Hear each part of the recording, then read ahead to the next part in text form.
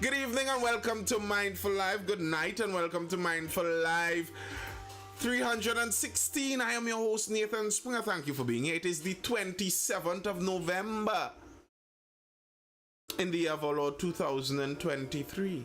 How are you all doing? I'm doing well. So if you are on the inside, make sure you hit that like button, double tap the screen over there on TikTok if you're wondering how to hit the like button there. If you're viewing this on YouTube on the repeat, hit the like button there too. It really does help. Drop a comment, tell me what you think. This evening we're starting talking about gangs, because I saw an interesting interview done by The Guardian on a man who is alleged by some in the security forces to be a gangster. And this man spoke of who the true gangsters are in Trinidad. And it reminded me of a little conversation we had in the live just last week. Trini Hotep, if you're still there, Trini Hotep, I don't know if you remember this conversation we were having just last week. So let's jump into that article one time. Red and yellow, the two biggest gangs in TNT. Big man. Contractor Kenroy Dupwell, well known in the Silas community as Big Man, calls himself a community activist. He's denying that the Big Man identified as Rasta City's gang leader in a 2019 Special Branch report is him. The name Big Man appears in the 8-page Special Branch report and is identified as one of the 7 reputed gang leaders who had benefited from state contracts worth close to $6 million in the Port of Spain and Diego Martin areas between 2015 and 18. According to a daily newspaper article in 2019, Big Man had collected $665,000 for latrine eradication and drainage projects at Pioneer Drive, including the installation of a play park at the concession road in Silas. The report stated the then police commissioner Gary Griffith had blamed the state for placing funds in the hands of gang bosses to fuel wars and contribute to killings. But the Big Man is speaking here. He said he is not the Big Man of gang repute. He'll tell you all the history of how he got this Big Man name. He's speaking here. I was classified as the lieutenant of the Rasta City gang, Dupwell said, but describing himself as a businessman in a telephone interview with the Sunday Guardian last Tuesday, Dupwell denied any involvement with the Port of Spain gang.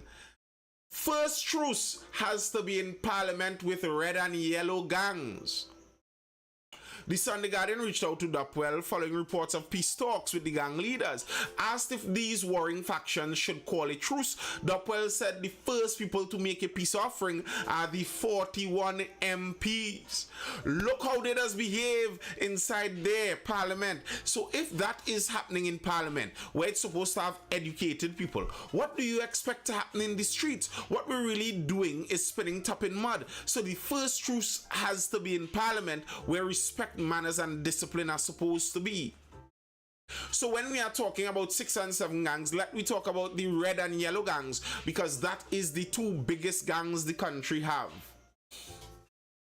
Remember, we were talking about this last week when a guy was basically saying this, that, we talking about the fellows on the streets, but nobody really talks about the real problem out there. The real gangsters are the ones with the power and the politicians. Like, if everyone doesn't say this every Sunday morning. Like, I understand the man's sentiment, to be very honest, because I speak, I guess, against the red and yellow gang quite often. But, I mean, this isn't a new breaking revelation. It's not something new for the alleged street gangsters to point fingers at the higher-ups to say it's really their fault. That's not a new thing. That's something that's pretty often said. So when we're talking about 6 and 7 gangs, let me talk about red and yellow gangs, because that is the two biggest gangs the country have. Dupwell was referring to the government and opposition. You can't tell me the parliament having bacchanal in it, but you don't want Duncan Street and St. Paul Street to have bacchanal. They have to operate as leaders for us to go in a positive direction. Unless he calling names and busing files, he ain't stating much. Well, yes, it's a regular statement. Interesting though. I don't know this man to be involved in anything. Those are allegations. But if those allegations were to be true, it shows you that people involved in all kind of things, seemingly, all have that view of society where they could use the higher ups and their wrongdoings as an excuse to do whatever they want down on the ground.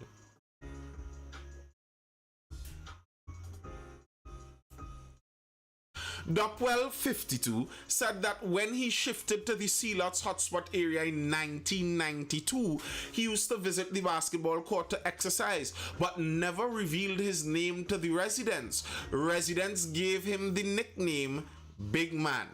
Close to 3 decades later, Big Man would be the label for a gang leader in the report who received state contracts. Interestingly enough,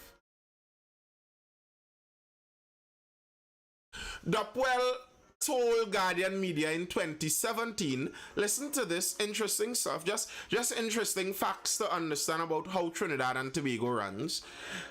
A man they allege named Big Man is a crime boss. They allege this man saying, I got this nickname, otherwise that's not me. I just happen to be a big man, someone they call Big Man who lives in the same area.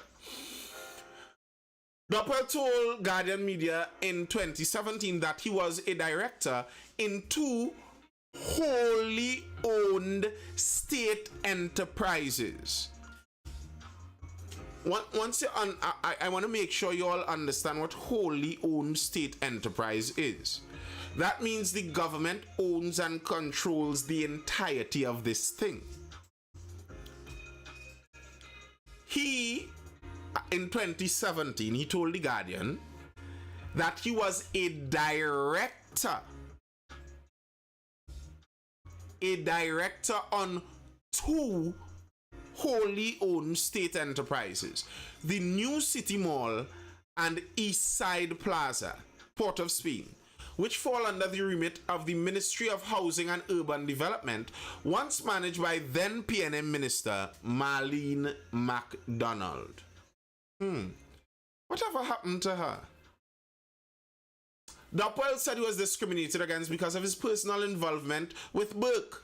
We did business and everything together. He jokingly spoke about the 2017 swearing-in ceremony of then Port of Spain South MP Marlene MacDonald as Public Utilities Minister at the President's House St. Anne's, which they attended uninvited. So it turns out he was actually there too. It wasn't just Papa Burke's. He was actually there present, but maybe his outfit wasn't as noticeable as good old deceased Uncle Burke's. But less than 48 hours after MacDonald's ministerial appointment facing flack from the public, Prime Minister Dr. Keith Rowley fired her, stating it was a direct result of her involvement with Burke. Dopwell also denied allegations that his partner, whom he affectionately referred to as Burks, was a gang leader. He insisted Burke was a very successful businessman.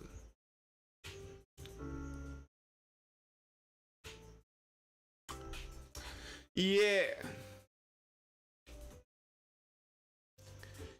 The alleged gang leaders are pointing fingers at, the government. They are the biggest gang out there.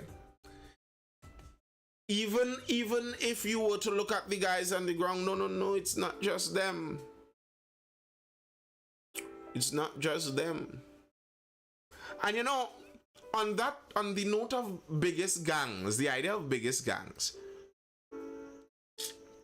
it had me thinking a bit, because I noticed a series of stories, like a whole train of stories just following one after each other.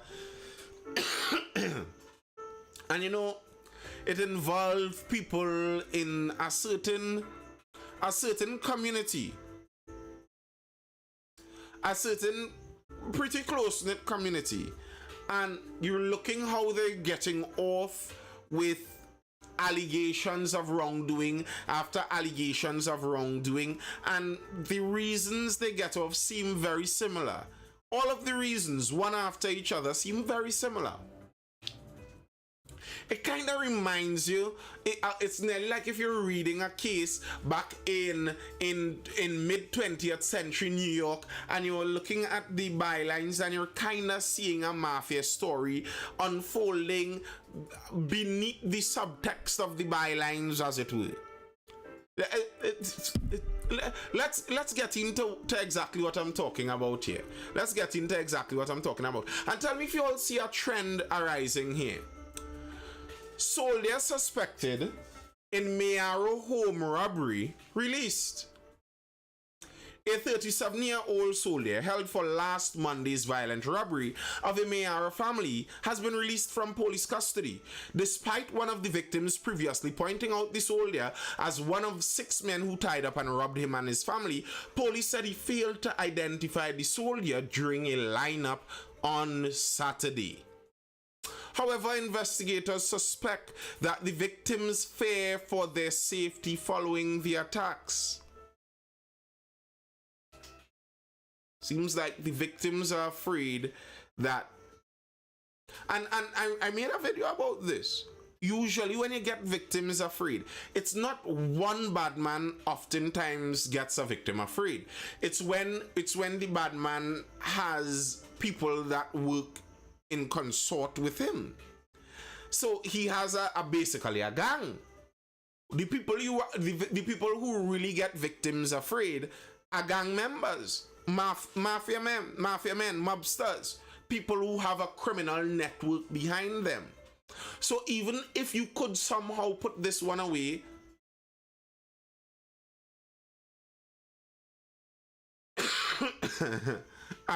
relax, Kirk. Even if you could put this one away, there are others coming. Okay, that's one story.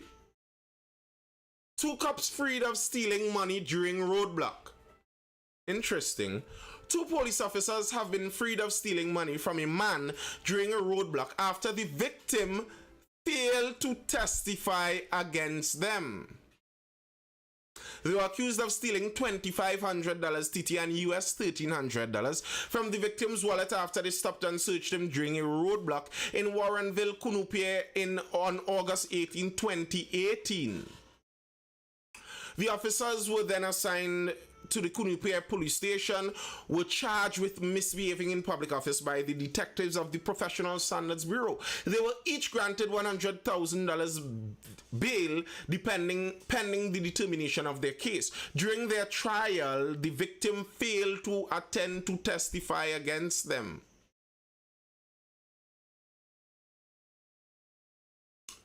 Laws allow for all sorts of outcomes. Correct, they do, Kamikaze Leo.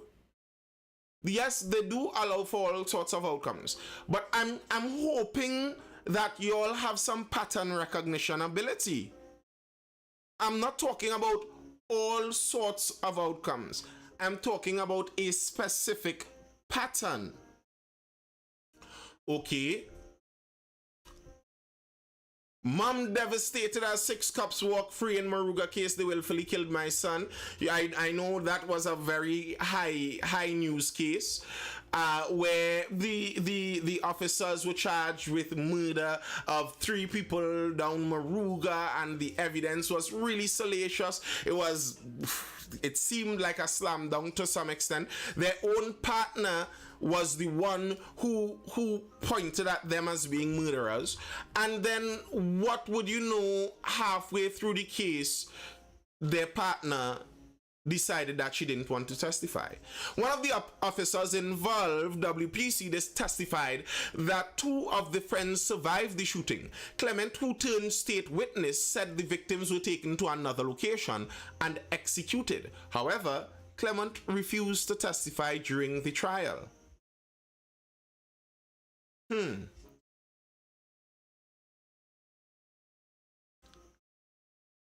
It seems to me that cases involving law enforcement struggle to get testimony. Why would that be? It's not even that the people recant. It's not that the evidence disappeared. Why would that be? Why would the citizens of this country be afraid to testify against the security forces? The people who are protecting us. I mean, if someone from the security forces is a criminal, then the remainder of the security forces are supposed to be on the side of the victim. If a member of the security forces perpetrated a crime against a citizen of the country, the rest of the security forces are supposed to be on the victim's side against that security forces member. So why would these citizens, having the entire security apparatus defending us as victims, be so afraid to testify? Even an officer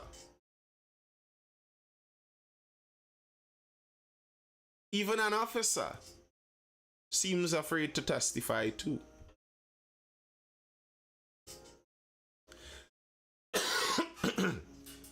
Now, on even the officers being afraid to testify, and looking at how things run inside of the service, I saw a very interesting case. Cops, hey Nemesis, cops get leave to challenge transfer from US Consulate. Listen to this story. A senior special branch officer is challenging his transfer from an overseas consulate in 2022. The inspector, who has been with the special branch for 27 years, assumed duty as consul security of the TT Consulate in Miami in January 2021. He was returned to Trinidad in May 2022 after he reported certain irregularities at the consulate. Easy, kamikaze. Easy, bro. Dung boy. He was returned to Trinidad in May 2022 after he reported certain irregularities at the consulate. Fraser, the inspector, has now sued the Commissioner of Police, the Prime Minister, and the Attorney General. Last Wednesday, he received the court's permission to pursue his legal claim against the decision to recall him before his 3-year term expired.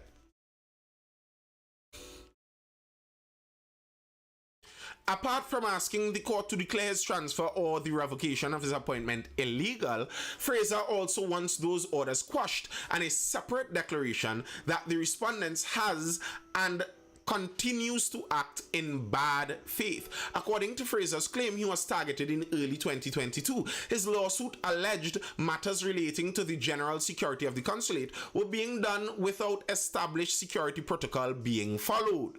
This led to him generating a report to the deputy head of special branch. This pattern of behavior continued into February 2022 with security concerns as to what was taking place at the consulate, particularly at a time when the consulate was placed on heightened security alert arising from an incident which resulted in the death of a Venezuelan infant. So, some kind of bacchanal, and it's phrased in the most opaque, vague legal language. Some irregularities that weren't abiding by consul security protocol. That could be anything. Irregularities not going according to established security protocol. That could mean anything. That could mean somebody's leaving a door open because they want a little breeze to pass through when they shouldn't be, or it could go to as deep and dark and scary as you want to think. Somehow, being that he was possibly relieved of his duties for that, I don't feel whatever was happening in the Miami consulate was just someone leaving a door open and allowing in draft. But that's an assumption on my part. You could make your own conclusions on that, or make no conclusions for that matter. But he was relieved of his duty, seemingly for pointing out some kind of irregularities in the Miami consul. Fraser's lawsuit further alleged he was removed from the alarm system and an unfounded and totally untrue allegation was made about him. The lawsuit said he recognized the malicious, defamatory, and grossly false allegations as an attempted calculated smear to smear his image and reputation. He was removed from the alarm system. That makes me wonder if somebody was sneaking somebody in. Like the alarm... They're given too little information in these things. But nonetheless, all the bacchanal happening at the Miami consulate is kind of irrelevant. Because the allegation here is that looking at all of the previous stories we see about alleged police wrongdoings where even police officers are terrified to testify, now we see that officers that seem, we're going on the information provided here, that seem to be attempting to do the right thing are punished. What kind of security force and security service are we going to get in the country if the ones who break the law, allegedly, everyone is too afraid to testify against them? Where are they getting the backup to make everyone so afraid? And the ones who allegedly are attempting to do the right thing are punished.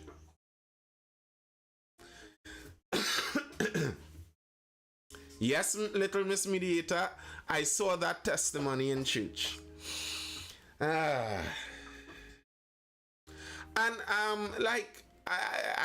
to be very honest with you, I don't know what's the big deal, because that's something that probably every officer has told someone before. Just shocking, maybe it's recorded for everyone to hear now, but that's stuff that officers nearly always see. And I mean, it's easy for him to say it's just a turn of phrase, you know, he doesn't necessarily mean it, but come on, bro, it can't just be loose with the lips. I'm sure some of the officers that frequent the live here wish they could give him a lesson on how to speak without revealing who you are. Well, I don't think many of the officers do get that kind of training, eh? I don't think they do get that kind of training.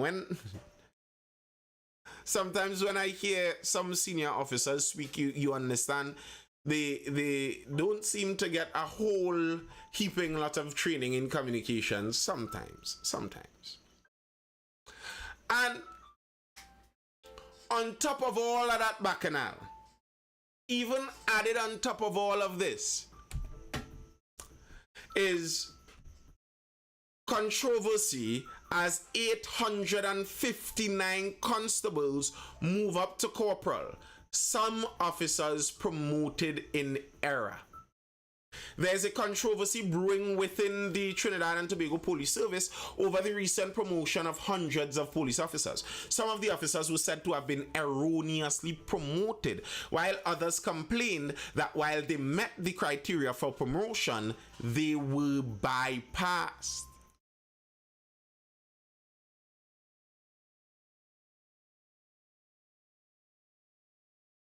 So, allegedly, there's a merit list inside of the police service that's saying, you know, how each person performs.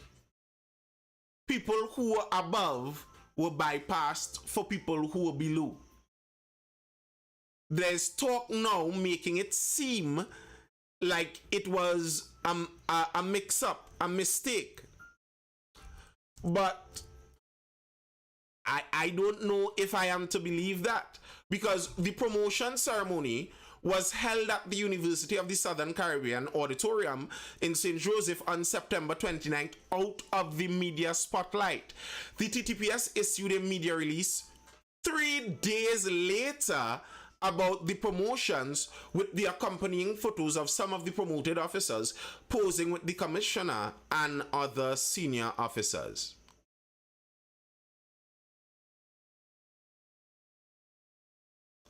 So if it was totally a mistake, why was the promotion ceremony so secretive?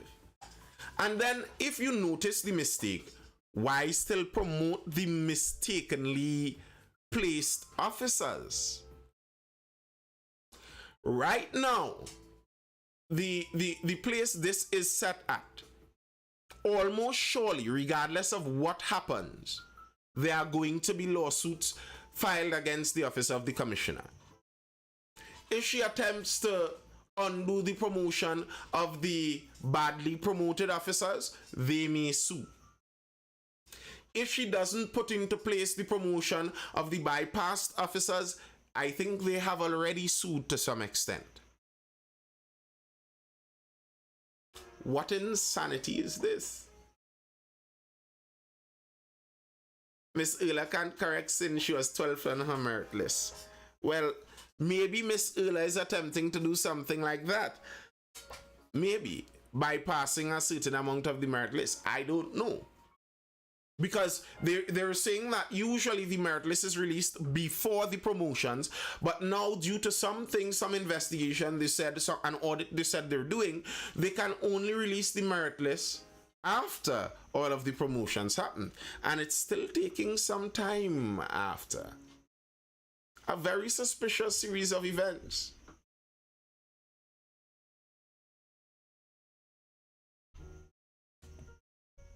And all of this is coming on the backs of just last week, the Police Complaints Authority, which is supposed to be the civilian watchdogs for the police, saying that police complaints are on the rise. There are more police complaints each progressing year. So there are more complaints, but people are afraid to testify. Even officers seem afraid to testify. Officers who seem to be doing the right thing are punished. Promotions are happening chaotically with a disordered, happening in a disordered manner. At the same time, when our crime rate is skyrocketing. I mean, do you blame the residents of Bamboo? Do you blame the residents of Bamboo really and truly? Residents try to safeguard boot. Residents of Bamboo number 2 in Valsine are hoping that the Tunapuna Piako Regional Corporation will hold its hand and not demolish a guard boot that they had constructed to assist in the fight against crime in their community. On Friday, the residents received a notice from the corporation warning that they had 7 days within which to demolish the structure, or if not, the demolition will be carried out by the corporation itself. This is because the guard boot was constructed without the required approvals from the Town and Country Planning Division. Yesterday, the residents held a press conference outside the booth, saying they were hoping to meet with officials from the corporation this week.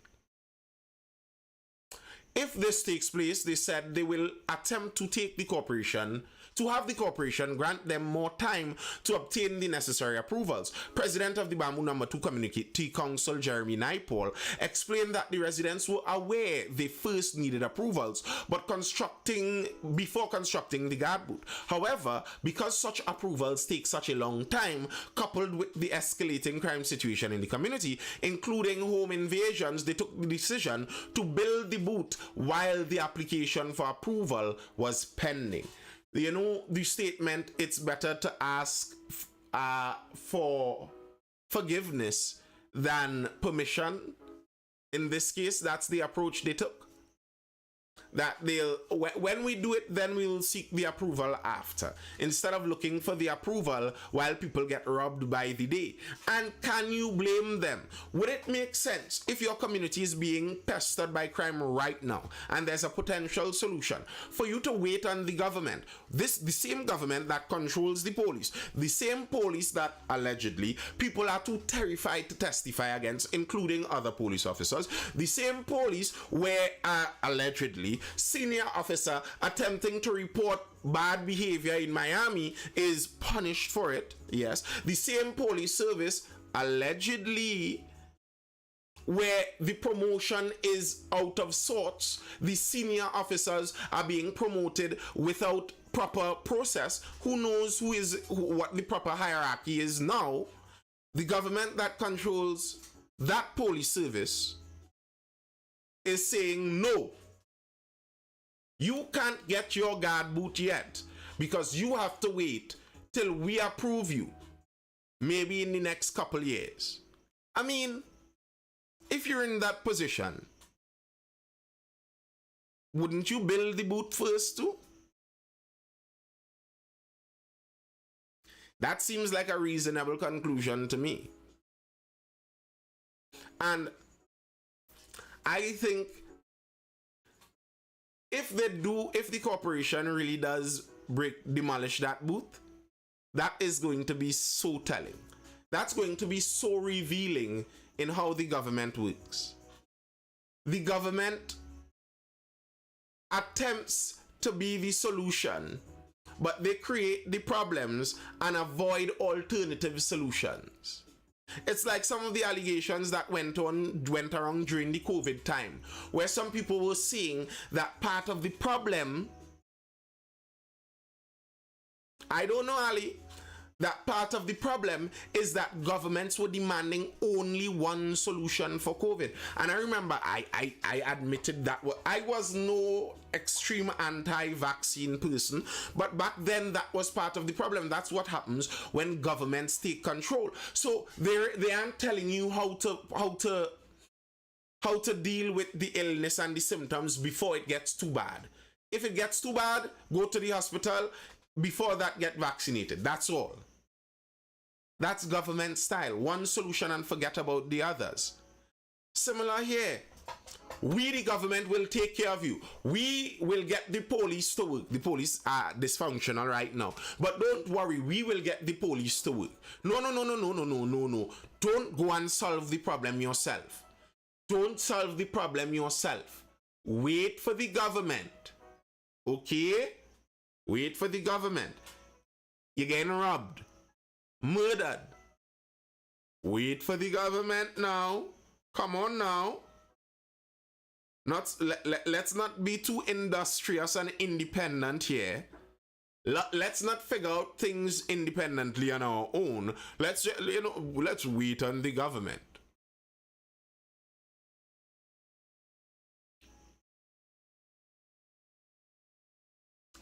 I don't think that's how it should be done. To me, I think the direction the Bamboo residents are going in, they are in the right. The direction that the corporation is attempting to pull them in, they are in the wrong. Governance is supposed to be ground up. Of course they are curve on. I always say that. PNM is the establishment party.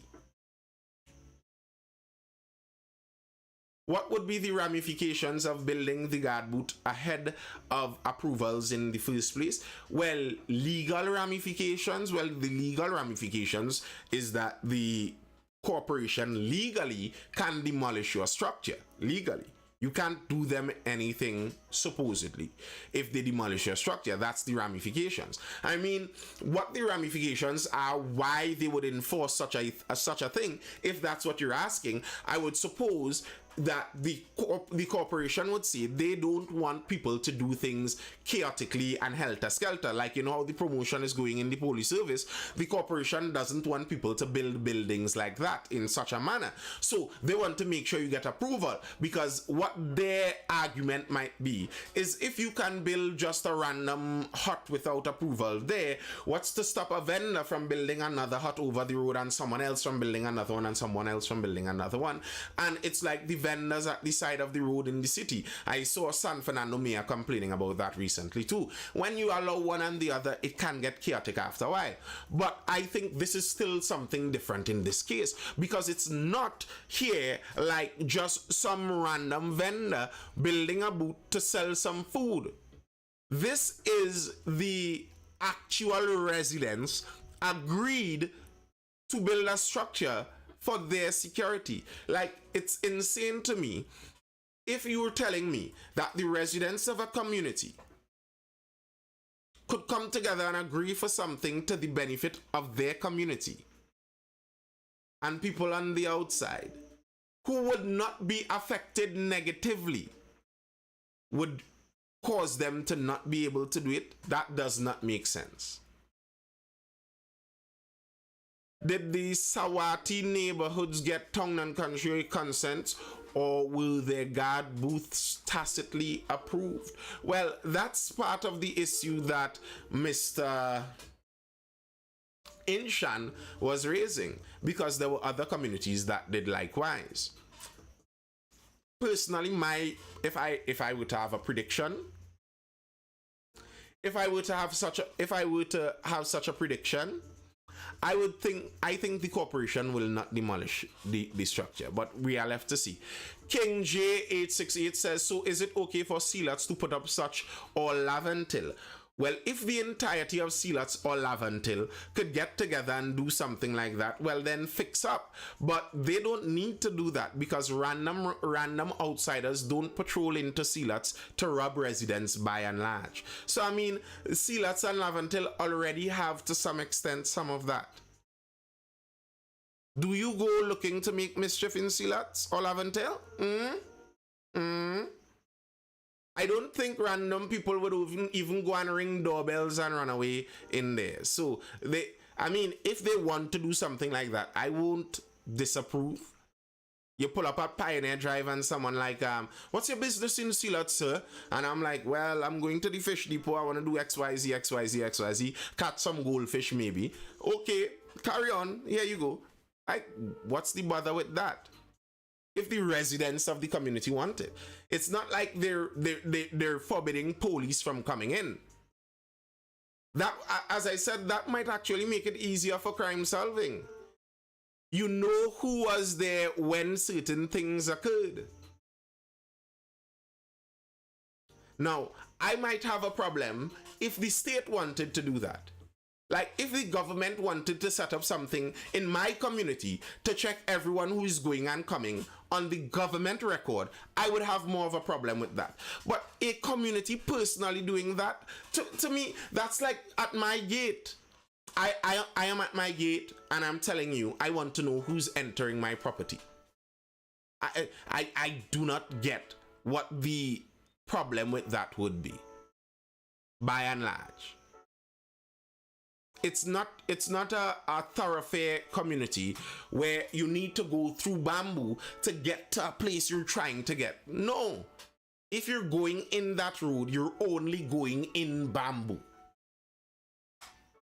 I could understand legally the legal problems, but why someone on their own would just have an issue with that, it just, to me, I don't get that. Why would you? What's the bother to you? And it makes sense in the present climate.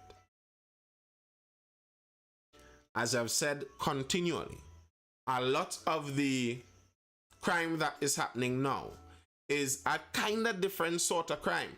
It's not necessarily a whole lot of the neighborhood hustlers harassing you and stealing stuff.